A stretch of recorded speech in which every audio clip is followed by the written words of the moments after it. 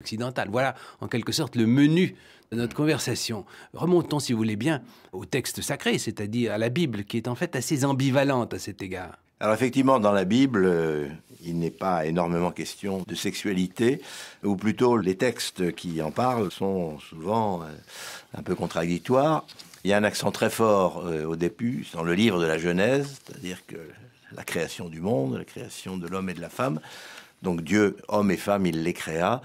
Il prélève une côte d'Adam pour créer Ève. Donc il y a un lien extrêmement étroit et profond entre hommes et femmes qui est postulé par le récit biblique. Donc au départ, au principe, est affirmée la conjugalité, l'union des sexes qui va permettre la propagation de l'espèce. Voilà. Avec chez saint Paul l'affirmation qu'en somme le mariage ne serait qu'un pis-aller.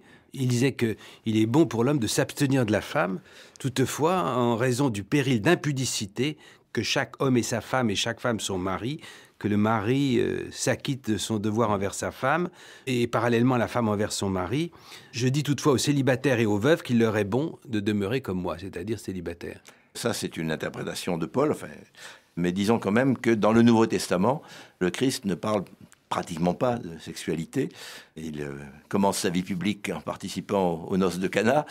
Et d'autre part, la seule chose précise qu'il dit à ce sujet, c'est pour reprocher aux Juifs de son temps de prendre des libertés avec le caractère indissoluble du mariage et d'autoriser la répudiation de la femme. Et donc, le Christ dit non, ce que Dieu a uni, vous ne pouvez pas le séparer. Voilà. Donc, c'est à peu près la seule prise de position claire et ferme du Nouveau Testament de Jésus sur cette question. Donc, il n'est pas fidèle à l'antiféminisme qu'on voit souvent apparaître dans l'Ancien Testament. On lit dans l'Ecclésiaste, c'est par la femme que le péché a commencé et c'est à cause d'elle que tous nous mourrons. Il y a un courant misogyne aussi dans la Bible qui va évidemment se prolonger dans le christianisme. Donc, pour ça que l'héritage biblique est ambigu et complexe.